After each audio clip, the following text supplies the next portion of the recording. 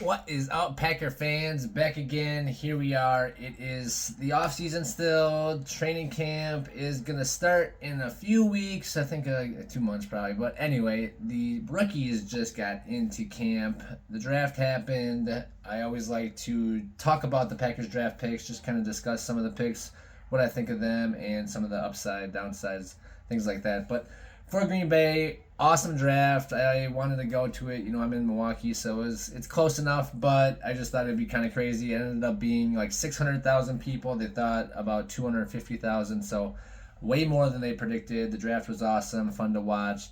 Cool to see the guys get drafted. It's cool to see Matthew Golden get drafted, first round pick. First time the Packers picked a wide receiver since 2002 with Javon Walker. I actually saw Javon Walker at the airport once, so very cool. And and so for the Green Bay, first time they took a first round receiver, and then obviously later on they took the Barryn Sorrell, who had waited until day 3. He slept in his car because his arrangements for hotels and everything kind of fell through. So he waited, and he thought he'd be a day 2 guy. Wasn't a day 2 guy. Ended up being a day 3 guy. They said that he was there, and pretty cool to see him come out and have him do a Lambeau leap and be with his family, all those things. So pretty exciting time for Green Bay. Pretty cool event, the NFL draft at Lambeau Field. So awesome for the Packers and the draft picks. So we had 8 picks, I believe, 1 in each round, and then 2 in the 7th. So not as many as we've had in the past years. Goody didn't trade up or down. I thought maybe he'd trade that first round pick down a little bit and see what he could get. He ended up staying there at 23. He ended up going with the receiver, like I said, Matthew Golden. 5'11", a little short, but he ran the second fastest 40 time behind Xavier Worthy from last year. He ran like a 4.29 or so, I believe. So that is blazing fast. Obviously, can you do it with pads on? We know he was fast at Texas. We know he's a big playmaker at Texas. He's the guy that caught the game-winning touchdown against ASU in the semifinal game to go to the championship game. So for the Texas Longhorns, he was a great player. Matthew Golden, exciting to see him. Number 22, he's going to be wearing number 22, going to be in a Packer uniform. That'll be awesome to see. See what he can do with the rest of the receivers. Watson's coming back probably not till late November, early December. They said he's on track. He's doing good. He looks great, but the ACL will take some time to heal fully. But then let's see if Dobbs and Reed and Wicks can step up. Otherwise, Golden might come in and just be that number 1 guy right out of the gate, and that could be awesome for Jordan Love and this Packers offense. Obviously, more weapons means more firepower for the Packers and Love. And if the offensive line can block up front, give room for Jacobs, this offense could really be dynamic and tough to stop. So Matthew Golden picked number 23 in the first round. Again, the first time the Packers picked a wide receiver since 2002. And then in the second round, I didn't know what direction they would go. I thought maybe corner. I was thinking corner. I thought maybe they'd go for the guy from Michigan, trade down and get him. He ended up going to the Cardinals. He kind of dropped pretty far. I forgot his name. I think his name was Will something. But he did not go where he thought he would, and then he fell. I thought the Packers may try to fill the Jair spot with him. They ended up going with Matthew Golden. The Cowboys were supposed to take him. The hometown kid was supposed to go to the Cowboys, I guess, but they picked an offensive lineman like they do. So the Cowboys doing cowboyish things led to the Packers getting Golden, which is exciting. We'll see what he can do. And then in the second round, we went with Anthony Belton, which a tackle out of North Carolina State. This guy is massive, like 6'6", 320-ish pounds, maybe a little bit bigger than that on the weight side. But this guy can move. He's definitely got a good anchor. He's powerful. I like what he can do on the run game and the pass game. He's a much bigger guy than we are used to on the offensive line for Green Bay. Our guys are usually around 6'4", 300 pounds, a little bit more mobile and everything. So I don't know if they're going to put him at tackle or guard, but this kind of shakes things up a little bit. We drafted Jordan Morgan in the first round last year. We like what Sean Ryan can do. We're moving Elkin Jenkins to center because Josh Myers is gone. It does make it interesting. So obviously LaFleur is always going to play the best 5 guys, and we'll see if Anthony Belton makes the cut for the starters, obviously he'll be a backup no matter what, but we'll see where he kind of fits in. He could be a guard, could be a tackle. I like what they're doing with Elkin Jenkins at center. And then Sean Ryan will probably beat out Jordan Morgan again for that right guard spot. And we'll see if Morgan can play left guard or if Belton plays left guard. Otherwise, Rasheed Walker's kind of at the left tackle spot. I don't think Belton's going to take over that. And then right tackle is Zach Tom. I don't think he's going to take over that. So we'll see what happens. It's going to be kind of a battle between the first-round pick from last year, Jordan Morgan, and the second-round pick from this year, Anthony Belton. So kind of exciting to see that, and the best 5 guys will play. So the third-round pick, number 50... or 87. The other one was 54. That was Belton. Second round pick, number 54. This is third round, number 87. Savion Williams, wide receiver, TCU. I did not think he was going to be available here. This guy is massive. He's a huge human being, 6'4", roughly and a half, 220 pounds. Kind of like not so much Calvin Johnson. He's a little taller, but Mike Williams was pretty big, something like that. But the way this guy runs is way different than Mike Williams. So just the height-wise, he's kind of like a Cordero Patterson. That was kind of his comp coming out. Cordero is definitely shorter. I think he was about 6'1". But the way they run with the football after they catch it, or if they get the ball handed off to him in college, Savion played pretty much every position: kick returner, punt returner, quarterback, running back, wide receiver, wildcat. He did everything, and he was really a playmaker, making guys miss, hard to tackle, just a big-bodied guy. And so now another wide receiver goes into that receiver room with Watson coming back, and Doubs, and Wicks, and Reed, and Malik Heath kind of stepping up, and Bo Melton. There's going to be guys left out with this another addition in the receiver room with Savion Williams. I really like what he brings, though, so we'll see who the odd man out is. I think we'll probably have to keep 6 or 7 guys this year, and whoever we don't keep is going to get picked up likely from another team to another team. So it'll be interesting to see how Matthew Golden comes along, how Savion comes along, and if these guys can kind of compete with the guys who are currently there for spots. I think Dobbs will probably step up as the number 1, but Reed had a good beginning of the season last year, and Wicks is just so inconsistent. So we'll see what happens, and just another guy to kind of compete in that room and hopefully bring up the competitiveness in the entire wide receiver room for the Packers. So pretty exciting to see them go wide receiver first round and third round after not going receiver in the first round for so long, and then kind of doubling back on it in the third round. So Savion Williams, pick number 87. In the fourth round was the Barryn Sorrell, defensive tackle out of Texas. Another Texas guy to stay with Matthew Golden, so that's kind of cool. But Barryn Sorrell, like I said, he stayed in Green Bay, was hoping to be a day 2 guy. He just wanted to be at the draft and have that experience, and ended up falling to day 3.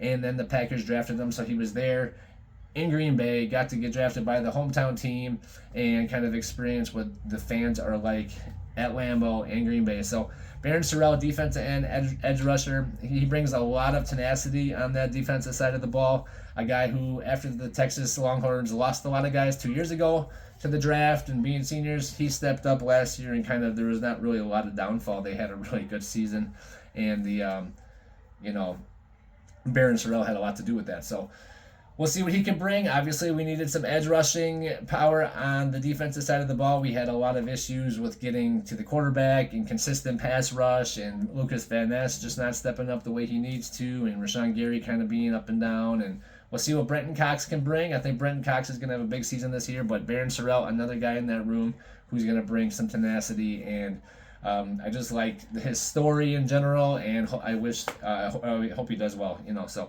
Then moving on to another guy, Collin Oliver, who was a linebacker, kind of edge rusher, defensive end. He played more, outside, I guess, in college, but he's kind of undersized, so I don't know if he's going to be an edge rusher, another kind of linebacker. He's listed as a D end, but to me, he's kind of undersized. So if they can get his weight up a little bit over the next few years, maybe he can transition into being a powerful edge rusher, but I see him as more of like a middle linebacker, backup linebacker, special teams guy. He's a guy that, we'll see what he can develop into. Number 159, round 5 out of Oklahoma State, Collin Oliver. kind of a weird pick here. I thought maybe they go corner. I thought maybe they try to do something else. Just after picking Barryn Sorrell, going back to Collin Oliver, a guy who he liked to play edge rusher. He's just a little undersized. So we'll see what they do with him. I know that Halfley will have something for him, and we'll see what they do. But then in the 6th round, number 198, Warren Brinson, defensive tackle out of Georgia, another Georgia guy. We've drafted Devontae Wyatt, Eric Stokes, Quay Walker. I know Stokes, I think, went to the Raiders, but we've been drafting these Georgia guys, and for the most part, they've been working out. They play well. They play tough. I like what Wyatt brings. I think he's going to be better.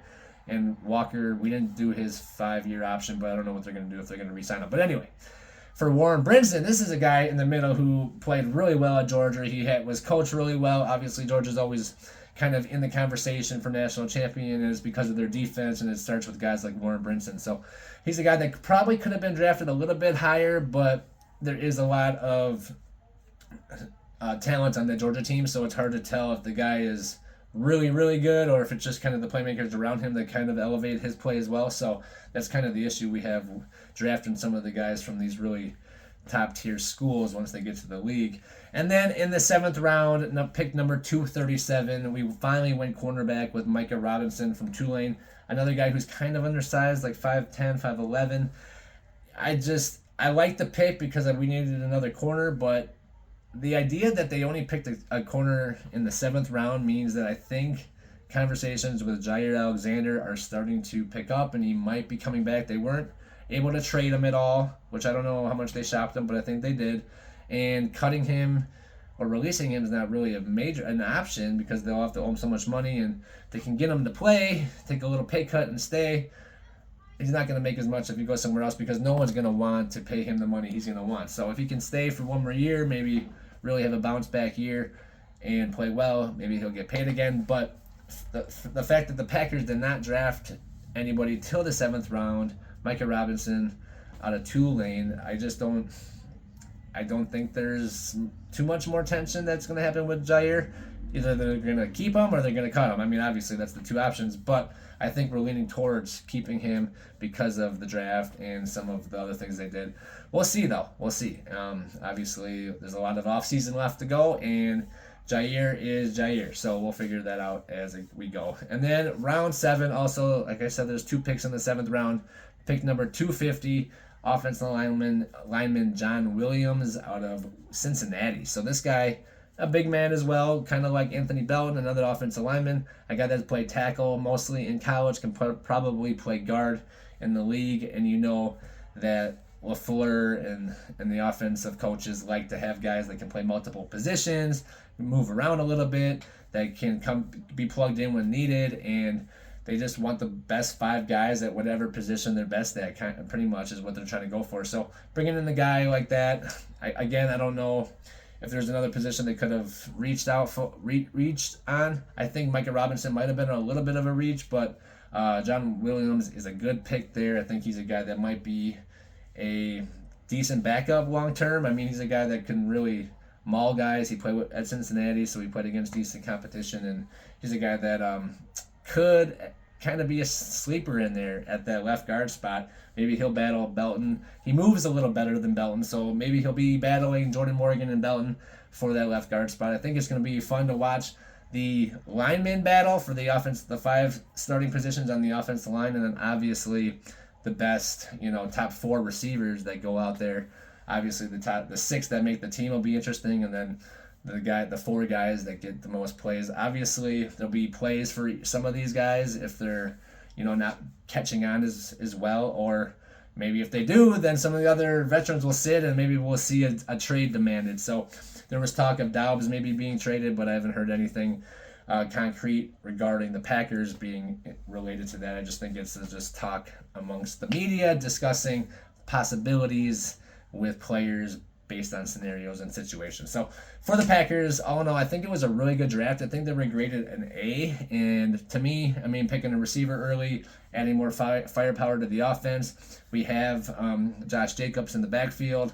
I like having Marshawn Lloyd coming back, a guy we drafted high last year, And so running back, receiver room, we'll see if Tucker Kraft can have another step up year. If he's a guy we could actually run the offense through, these receivers will have a field day.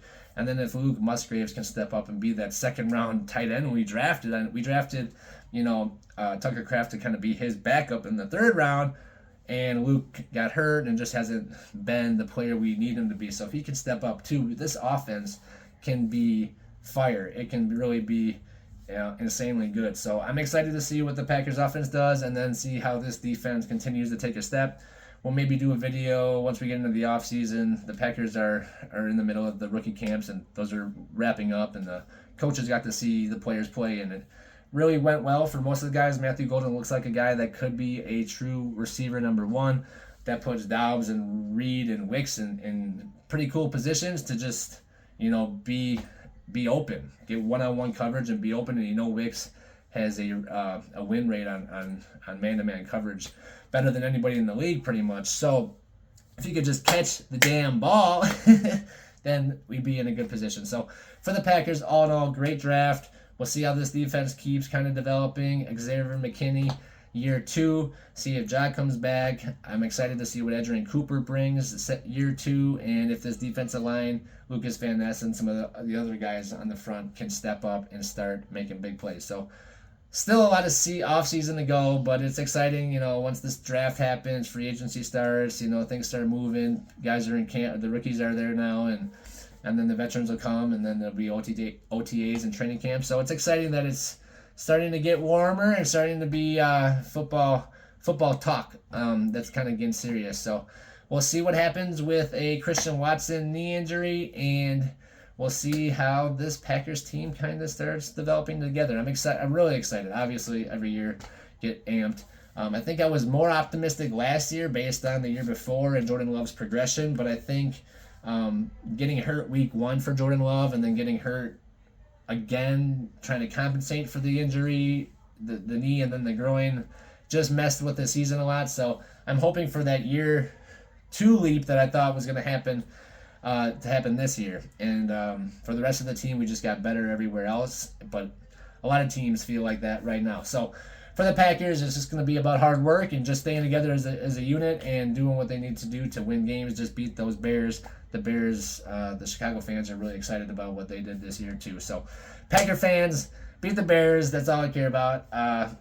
Let's go. And thank you guys for watching. Don't forget to like and subscribe.